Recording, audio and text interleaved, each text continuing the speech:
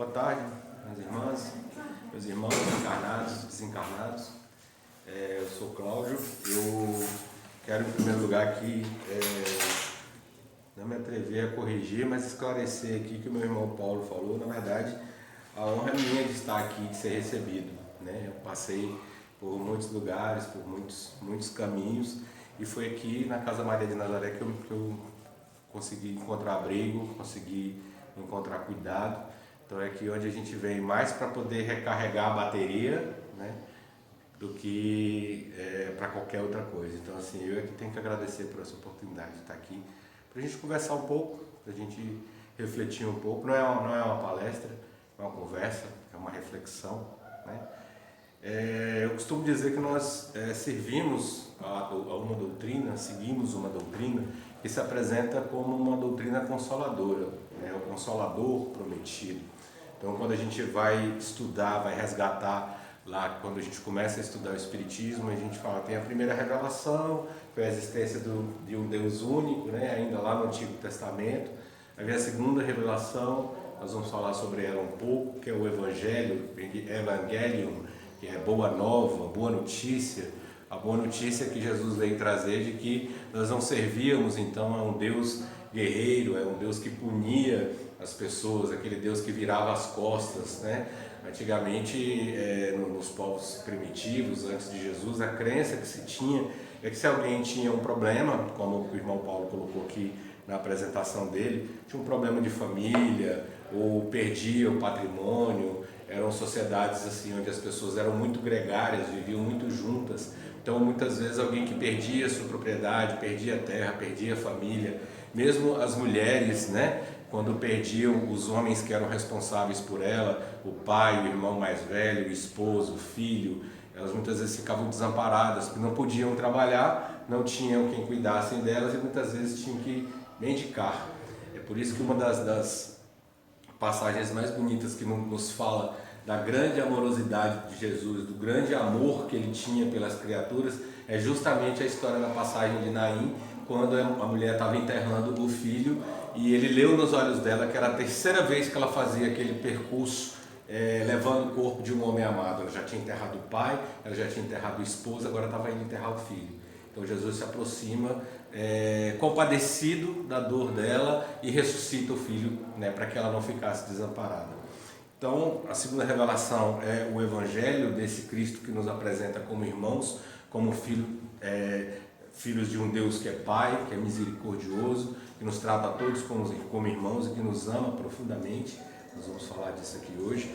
E é a nossa terceira revelação, que vem a ser justamente o Espiritismo, vem nos abrir os olhos, essas portas, né, com os princípios da doutrina, a crença em um Deus único, né, inteligência primária, né, inteligência primeira, inteligência suprema, causa primária de todas as coisas, a crença na reencarnação, na lei de causa e efeito, na imortalidade da alma, no progresso espiritual, na existência e na influência do mundo espiritual nas nossas vidas, na pluralidade dos mundos habitados segundo a sua evolução. Então são os princípios que regem a nossa doutrina, mas que são fundamentalmente os princípios que vieram nos apresentar o Cristo e que se resumem naqueles dois, né? Que se fala amar a Deus sobre todas as coisas, amar ao próximo como a si mesmo. E nesses dias em que temos vivido, que temos tido tantas angústias, tantas dores, tanto sofrimento, principalmente depois que a humanidade foi acometida dessa pandemia, né, desde o final de 2019 até agora, temos vivido desafios imensos, em todos os campos, na economia, nas relações.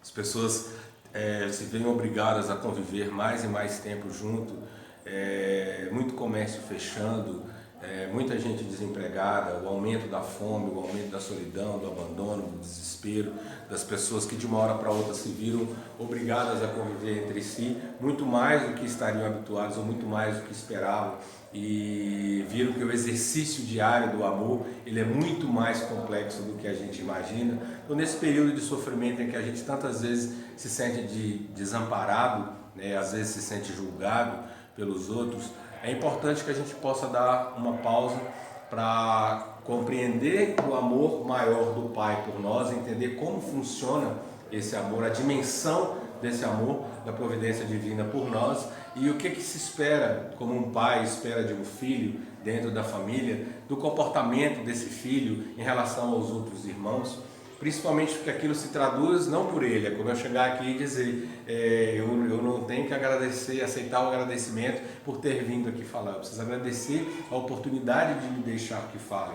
Então, do momento em que eu compreendo o sentido da minha missão espiritual, que é rumo ao progresso, eu passo a agradecer as oportunidades que a vida me traz de poder servir, de poder cuidar, né? Porque eu tenho tanta fé, tanta crença no amor infinito desse Pai, também novamente como o irmão Paulo falou, que não permite que se deixe passar nenhuma falha, não porque ele é maldoso, não porque ele quer se vingar, mas ele quer que sejamos imaculados, né? Sedes perfeitos como perfeito é o vosso Pai. Ele quer que a gente caminhe rumo à evolução, e o Cristo diz, olha, vocês daqui não vão sair enquanto não resgatarem o último centavo, é menos que um centavo, né?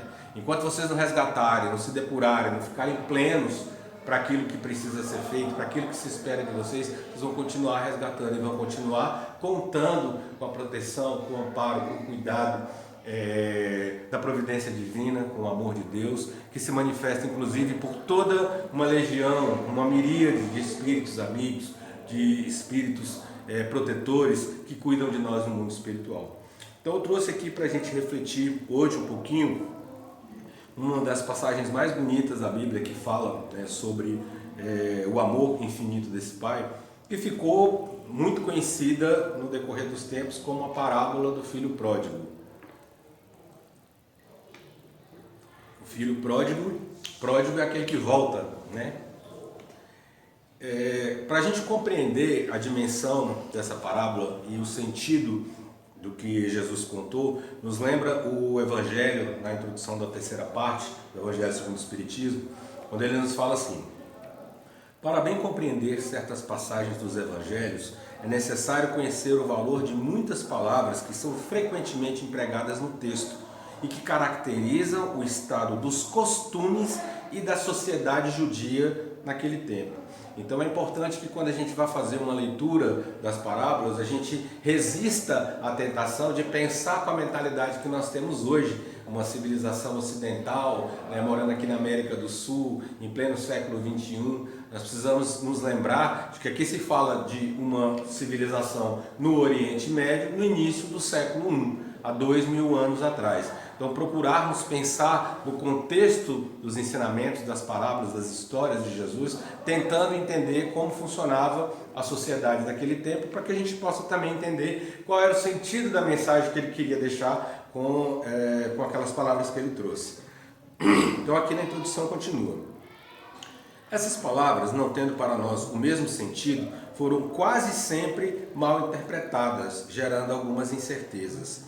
A compreensão da sua significação explica também o verdadeiro sentido de certas máximas que, à primeira vista, parecerem estranhas. Então, é a contextualização, da sociedade naquele tempo e da missão de Jesus de se apresentar dentro da segunda revelação como não o representante, mas alguém que já vivenciava uma relação de maior intimidade com o Criador, uma relação de maior proximidade com Ele. É por isso que dentro da crença espírita nós gostamos de dizer que Jesus ele não é Deus, Jesus ele não é Salvador, ele tanto que ele aceita Jesus que ele vai te salvar. Bom, eu levo a vida pensando que eu preciso agir e viver de modo que Jesus me aceite. Para mim aceitá-lo é muito fácil, é muito simples, abrir a boca e aceitar. O que é que eu estou fazendo para que ele me aceite? O que é que eu estou fazendo para ser merecedor dele? É para isso que o Evangelho nos traz, então. Jesus é nosso modelo e guia, sendo modelo e guia, como se diz lá no início do Evangelho de João, ele é o verbo que se fez carne. Verbo é ação, é atitude. Então significa que nada daquilo que Jesus fazia era diferente daquilo que ele dizia. A distância entre aquilo que Jesus dizia e aquilo que ele fazia era nenhuma. Ele vivenciava tudo aquilo que ele dizia, ele era o verbo, né? A pessoa que mais se aproximou aqui na terra do que seria a representação do amor divino em nossas vidas. Então ele veio para demonstrar esse amor e demonstrou por meio da sua própria vida, né? da doação da sua própria vida. E é por isso que a gente diz que Jesus é a hermenêutica de Deus. O que é hermenêutica? Hermenêutica é a ciência que ajuda a gente a ler e interpretar textos sagrados. Então é através do exemplo de Jesus que a gente entende de que maneira que se manifesta o amor de Deus em nossas vidas, através do exemplo e dos ensinamentos que ele nos deixou. Então essas parábolas, quando a gente consegue associar ao contexto da época e busca entender o que ele quis dizer, nos trazem um profundo ensinamento daquilo que verdadeiramente vem a ser a mensagem original do Evangelho. Então, vamos aqui, a parábola do filho pródigo, ela é considerada por muitos estudiosos o Evangelium in Evangelium, parecendo uma missa católica hoje, né, com esse monte de latim. É o Evangelho dentro do Evangelho, é o que pareceria mais próximo à síntese de todo ensinamento que tem no Evangelho, em grande parte, quando a gente considera a nossa relação com o nosso Pai Criador. A parábola do Filho Pródigo, ela se traduz como uma representação, um resumo, uma amostra daquilo que seria todo o ensinamento do Evangelho, que fala da minha relação com meu irmão, fala da minha relação com meu pai, da minha relação com a minha sociedade, da minha relação comigo mesmo. Tudo isso a gente vai abordar, né? Porque são os diversos aspectos, as várias dimensões. Quem eu sou comigo mesmo, quem eu sou com o outro, quem eu sou com o Criador, quem eu sou com as pessoas ao meu redor, e que é o nosso grande desafio, né? E que a gente não precisa temer esse desafio, a gente precisa abraçar a nossa sombra, abraçar as nossas limitações e dizer, olha, eu sei que eu ainda não tenho condições, eu sei que eu ainda preciso, tenho muito que melhorar, mas eu vou abraçar esse ser meu que precisa crescer, que precisa melhorar, vou compreender o que ele precisa e vou continuar. Então, uma coisa que a gente fala bastante, é muito fácil a gente exercer a religiosidade quando nós estamos condicionados, quando estamos na casa espírita, ou estamos no terreiro, ou estamos na igreja, ou mesmo num templo, porque a gente coloca uma máscara e se condiciona. Pode parecer chocante a gente dizer, mas agir como Jesus é muito fácil, né? A gente veste um personagem, né? Se encontra num lugar sagrado, num lugar de oração, num lugar de recolhimento, e a gente representa aquele personagem amoroso, aquele personagem cuidadoso, que trata o irmão, né? Porque estamos ali dentro da mesma sociedade, estamos ali dentro do mesmo local. Agora, como é que é a minha vida lá fora? Como é que eu reajo com aquelas pessoas que me desafiam no dia a dia? Como é que eu reajo quando eu tomo uma fechada no trânsito? Quando é que eu reajo quando eu sofro uma traição? Quando alguém em quem eu confiava, por exemplo, faz alguma coisa que me deixa magoado e que até me prejudica? De que maneira que eu lido com isso? Então, nisso aí, mais uma vez, a vida e o exemplo do Cristo nos vem ensinar de buscar a sustentação do alto e buscar a superação a partir de nós mesmos e deixar que o outro possa prosseguir com a sua jornada. É nisso que mora a síntese do perdão. O perdão não é aceitar o que o outro fez comigo, não é voltar a conviver com ele, não é desistir que ele seja punido por aquilo que ele fez, não é parar de sentir dor, não é parar de lembrar. Perdão é pura e simplesmente dispensar aquela pessoa de que eu revide para ela o mal que ela me fez, confiar que existe uma providência divina que na hora certa vai saber lidar com ela da maneira justa, da maneira adequada, e que apesar de toda dor, de toda decepção, de toda fragilidade que eu possa estar sentindo, eu tenho a fé de que eu não estou desamparado. Então, esse evangelho, dentro desse evangelho, ele vem nos mostrar a vivência espiritual, a vivência do amor divino em todas essas dimensões. Então a parábola, ela diz o seguinte, ela está no Evangelho de Lucas, e ela fala assim: um homem tinha 2 filhos. O mais novo disse a seu pai: pai, quero parte da minha herança. Assim, ele repartiu sua propriedade entre eles. Não muito tempo depois, o filho mais novo reuniu tudo o que tinha e foi para uma região distante. E lá desperdiçou os seus bens vivendo irresponsavelmente. Depois de ter gasto tudo, houve uma grande fome em toda aquela região e ele começou a passar necessidade. Por isso, foi empregar-se com um dos cidadãos daquela região que o mandou para seu campo a fim de cuidar de porcos. Ele desejava encher o estômago com as vagens da alfarrobeira. A alfarrobeira é uma árvore, é uma planta do Oriente Médio conhecida como, é uma vagem, né, como se fosse um feijão vagem, mas que é conhecida como erva gafanhoto. E ela é uma vagem docinha, era o que João Batista comeu no deserto. Então, quando fala que João Batista comia gafanhotos e mel, né, não era o gafanhoto de perninha, era essa vagem que era conhecida como erva gafanhoto. E tinha essa erva gafanhoto, que era uma erva docinha, e tinha um outro tipo de vagem que não tinha nenhum valor nutricional, era só fibra mesmo, né? A gente chama de alimentação animal hoje de volumoso. Em tempo de fome, ninguém ia dar vagem docinha para porcos, né? E ele então se submeteu a isso, de cuidar dos porcos, e não bastasse essa humilhação, ainda ter que dividir com os porcos aquela comida que não tinha nutriente nenhum. Então Jesus fala, ele desejava encher o estômago com as vagens da alfarrobeira que os porcos comiam, mas ninguém lhe dava nada. Caindo em si, isso é importante, caindo em si, ele diz: quantos empregados do meu pai têm comida de sobra e eu aqui morrendo de fome?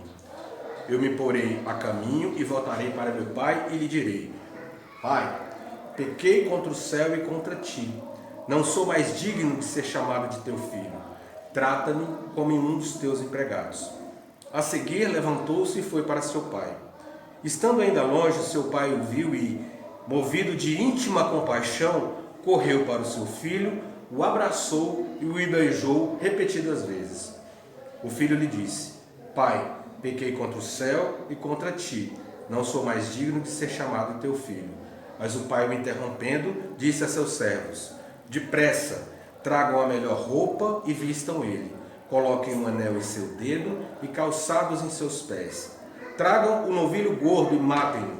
Vamos fazer uma festa para comemorar, pois este meu filho estava morto e voltou à vida. Estava perdido e foi achado. E começaram a festejar.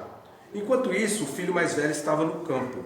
Quando se aproximou da casa, ouviu a música e a dança. Então chamou um dos servos e perguntou-lhe o que estava acontecendo.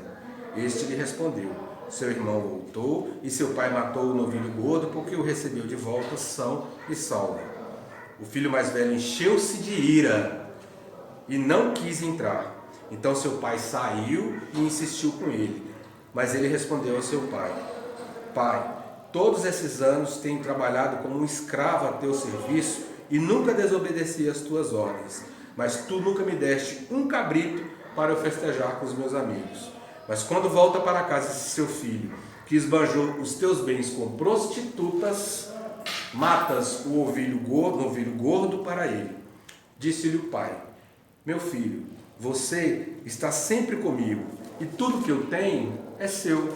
Mas nós tínhamos que comemorar e alegrar-nos, porque este seu irmão estava morto e voltou à vida. Estava perdido e foi achado.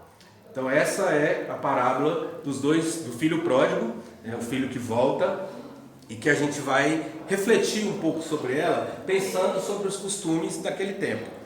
Muitos estudiosos, quando vão destrinchar, quando vão se analisar, vão estudar essa parábola, eles costumam dizer: olha, sempre que a gente ouve essa parábola, a gente pensa no filho que saiu, né? No filho que falou, né, que pediu os bens para o pai. Mas na verdade, essa parábola trata, e nós vamos ver disso, de dois filhos perdidos.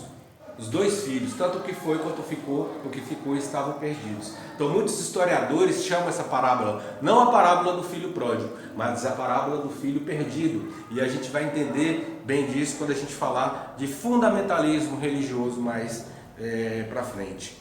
A nossa condição humana, ela está condicionada a pensar no nosso amor humano, que é um amor muitas vezes condicional. Aquilo que mais se conhece na face da terra como um amor incondicional é o amor de mãe. Porque quando você vê uma mãe, por exemplo, se acabando de chorar, muito triste porque o filho está sendo preso, por exemplo, ela talvez seja a única pessoa naquele mundo, como o irmão Paulo deu exemplo aqui no começo também, a única pessoa naquele mundo que consegue sentir, apesar de toda dor, de toda vergonha, de todo sofrimento, um amor infinito por aquele filho que caiu. É o amor mais próximo que a gente conhece do incondicional, mas ainda assim é muito distante do amor divino, posto que ainda é um amor humano. Então, se a gente pensar, por exemplo, há muitos anos atrás, eu precisei começar, por algumas questões pessoais, eu precisei de começar a fazer um tratamento, né, psicológico com uma terapeuta, estava passando por um problema difícil, e eu tinha justamente essa dificuldade da minha aceitação e da forma com que as pessoas lidavam comigo. Né? Me decepcionava, me magoava, às vezes você acha que fica com a sensação que você faz tanto por uma pessoa, né? Aí na hora que você precisa, a pessoa vai e não faz aquilo ali, e aí a terapeuta, que era uma pessoa que não estava fazendo uma abordagem religiosa comigo, mas estava fazendo uma abordagem no sentido de sanidade mental, de fortalecimento moral, né? de fortalecimento mesmo do meu emocional. Falei, escuta, deixa eu colocar uma situação hipotética, uma situação imaginária aqui para você. Vamos supor que você um dia chega do trabalho, cansado em casa, toma aquele banho, friozinho de junho, né?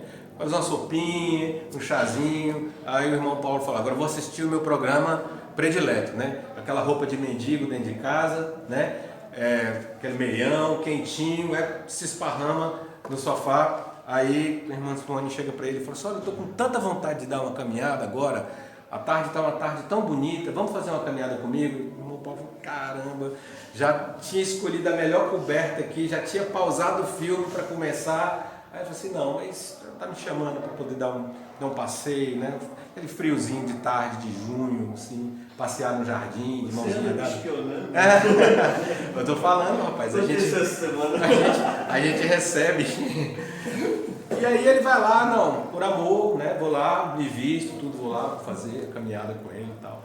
Acontece que na semana seguinte, também, finalzinho de tarde, o irmão Paulo chega empolgado do trabalho, falou, hoje quem quer dar uma caminhada sou eu, né? Hoje eu quero caminhar, respirar, né? O arzinho, aquele ar fresquinho aqui no final da tarde. Tá aí, já, tá vendo? Todo mundo quer entrar? Fica à vontade. Deixa eu guardar aberto e ver só saber da sombra, São Paulo. Vai na cozinha. Vai fazer. Espere lá, o pessoal vai servir as crianças com serviço já serve também. Pode deixar assim agora, pode deixar aberto. Deixa aberto. Pode deixar. Aí o irmão Paulo volta, né? Chega em casa e fala, não, hoje eu é que quero dar uma caminhada. Né, tô todo empolgado, vai lá, bota, né, a calça de moletom, bota o tênis e tudo. Aí chega lá, tá tia Simone esparramada no sofá, banho tomado, roupinha de mendigo, meia, né, prontinha para botar o filme dela, chazinho na mão, barriguinha cheia de sopa. Fala, meu bem, vamos fazer uma caminhada lá. Não tô afim não tô afim de ficar aqui, de ver meu filme. A primeira vez que ela falou isso comigo, ela falou, o que você acha disso? Minha primeira reação humana, eu falei, poxa, isso é muito injusto, né? Não é assim que a gente pensa? Poxa, eu estava comodamente, eu estava deitado, eu não queria ir, e aí ela me chamou, eu fui, e aí agora que eu quero ir, ela não quer fazer por mim a mesma coisa. É o nosso pensamento humano, é o nosso amor condicional. E ela falou assim, mas quem foi que disse que você tinha que ir? Você podia ter dito para ela, não estou a fim de ir, vou ficar. Eu falei, mas eu não ia querer que ela fosse sozinha. Eu queria ir, tá, mas foi uma escolha sua. Foi você que escolheu amar, foi você que escolheu fazer. Você não pode agora vir cobrar do outro que ele tenha reciprocidade por uma escolha que você fez, porque isso não é amor, isso é cobrança. Você está emprestando o amor, você está emprestando a companhia. Isso não é amor de verdade. Amor de verdade, eu falei, ixi, tá bom, você já está quentinha aí, mas ó, eu vou lá, tá bom? Você não quer ir, mas eu estou a fim de ir. Eu vou lá, quando eu voltar eu tomo meu banho, deixa um pouquinho de chá para mim, quando eu voltar eu tomo meu banho e deito aí com você. Então assim, quando ela falou isso para mim, eu confesso a vocês que foi uma coisa tão absurda para mim e para ela foi tão lógico, eu falei, eu estou muito longe do que é entender esse amor sem cobrança, né? E é esse o amor incondicional que a gente recebe do Pai. É um amor assim, de quem aceita que você não se relacione com Ele. É o que esse pai aqui dessa história fez. Pô, se você não quiser se relacionar comigo, tudo bem. Não é dizer se eu não acredito em Deus, eu sou ateu, eu não acredito em nada. Não, tem gente que acredita, que vai na missa, que vai no culto, que vai em todos os lugares, que diz que ama a Deus sobre todas as coisas e ao próximo como a si mesmo, e chega lá na frente, para no sinal, no sol quente ou debaixo de chuva, uma pessoa desempregada, precisando levar o alimento para casa, chega, não está vendendo nada não está pedindo nada não, ela chega com um panfleto na janela do carro, tenta entregar, a pessoa nem o vidro ela baixa, está voltando da igreja, acabou de comungar, acabou de tomar um passe, né? Acabou de entrar em consagração, e a pessoa não pode abaixar o vidro. Obrigado, meu irmão, vai com Deus, amassa, bota no saquinho ali do carro. Então, essa é a nossa dimensão ainda, mas é para se culpar, é para se julgar, é para a gente se penitenciar, é para a gente compreender e fazer o nosso movimento de, uma vez que a gente entenda essa nossa tendência, a gente tentar compreender. Quando ela falou para mim isso, para mim foi um baque. Falei, será que eu estou pronto para dizer que eu amo de verdade, para dar tudo de mim para alguém? Tudo. E estar pronto para continuar amando aquela pessoa, para no momento que eu precisar ela não ter nada para me oferecer? Então é para isso que eu preciso trabalhar, é para isso que eu preciso evoluir, porque o meu amor que eu tenho por mim, e o meu amor que eu tenho pelo outro, e o meu amor que eu tenho pela providência divina, e a crença que eu tenho nesse amor, precisam ser suficientes para poder me suprir, precisam ser suficientes. Então tem aquele filme, até uma comédia, o Todo-Poderoso, que o ator, Deus resolve tirar férias, e aí escolhe lá um rapaz e fala, olha, eu vou tirar férias durante um tempo aí, e aí vou te dar todos os poderes de Deus para você tomar conta do mundo. E aí ele fica alegre, né, vou poder fazer tudo. E aí no decorrer do filme ele vai se metendo em um monte de confusão, e aí ele vê que ser Deus não é tão fácil assim. Tanto que, por mais que ele fizesse, nas atitudes, nas consequências, ele acaba por magoar a pessoa que ele mais amava, que era a esposa dele. E é ponto que chega um ponto que ela fala assim, olha, eu não quero mais ficar com você. E aí Deus, quando passa o poder para ele, né, ele falou, olha, só tem duas coisas que você não pode fazer. Você não pode matar ninguém e você não pode interferir no livre-arbítrio. E aí ele pega, quando a esposa fica chateada, não quer mais ficar com ele, aí ele usa todos os poderes de Deus que ele tem, né? Traz a lua para dentro do quarto dela, ensina o cachorro a falar, faz de tudo para impressionar a mulher e ela não se convence. Aí uma hora ele chega para Deus assim, triste, e fala assim, me explica uma coisa, como é que eu faço, olha a pergunta dele, como é que eu faço para alguém me amar sem interferir no livre-arbítrio dela? Aí Deus dá uma resposta no filme para ele, maravilhosa. Vocês têm ideia do que Deus respondeu? O que vocês acham que Deus respondeu? Deus vira para ele e falou assim, quando você descobrir, você me ensina. Como é que eu faço para fazer alguém me amar sem interferir no livre-arbítrio dela? Eu não posso interferir. O meu amor maior está justamente em deixá-la livre, até para não me amar, até para não querer se relacionar comigo. Então como é que eu vou querer obrigar alguém a me amar sem interferir no livre-arbítrio dela? Não tem como. Eu sou Deus e eu não sei como. Eu não sei como.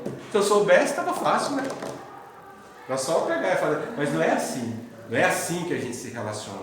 E até nisso se manifesta a beleza desse relacionamento. E aí a gente vai pensar no sentido dessa história, nas dimensões, nas várias dimensões que essa figura, essa trajetória desse rapaz se apresenta para a gente. Primeiro, a dimensão dele na relação dele com o pai. O pai, naquela sociedade, era o patriarca, era o chefe da família, era o responsável por fazer a administração da família, a administração dos pais. E como eram comunidades muito pequenas, viviam muito unidas, quer dizer, você mora num lugar distante e você vive dentro de um grupo pequeno, eram aldeias com 30, 40 casas no máximo, seu grupo precisa se unir para dividir muitas vezes a ferramenta de trabalho, para poder arar o campo, para um ajudar o outro na colheita dele. Às vezes vai matar um animal muito grande, não tinha geladeira, não tinha freezer, né? Então você compartilhava aquilo ali com a aldeia toda. Era uma vida gregária, era uma vida social, né? Era uma vida em comunidade, né? Então, assim, mesmo depois que o pai desencarnava, os filhos eles dividiam às vezes os bens, né? O primogênito ele tinha direito a 2/3, né? A mais do que o restante, mas eles continuavam vivendo juntos, porque a terra tinha um sentido muito sagrado para eles, tinha um valor afetivo, tinha um senso de pertencimento, era a comunidade na qual eles estavam inseridos. Então, do momento em que o filho chega para o pai e fala: pai, dá a minha parte na herança, para aquela sociedade isso que ele fez foi um escândalo. Porque o que ele estava dizendo? Se a sociedade dizia que o pai só poderia dividir os bens da família depois que o pai morresse, o filho em vida pedia ao pai que desse a herança dele a dizer: eu quero que o senhor esteja morto. Era isso que queria dizer naquela sociedade, né? E aí é interessante porque para as pessoas que estavam falando, e aí vem o evangelho, boa nova, o que as pessoas estavam ouvindo ali e esperavam que Jesus contasse? Não, na hora que o filho falou, o pai virou para ele e falou: olha, você está desejando a minha morte, isso é muito grave e eu estou agora te deserdando, você não é mais meu filho. E ele seria posto para fora da aldeia, porque a aldeia não aceita um comportamento desse entre eles, né? Mas aí, surpreendentemente, o que esse pai faz? O pai vai lá e divide. Foi a primeira coisa que quem ouviu a história falou: mas como assim? Por que ele fez isso? Por que ele foi lá e dividiu a propriedade?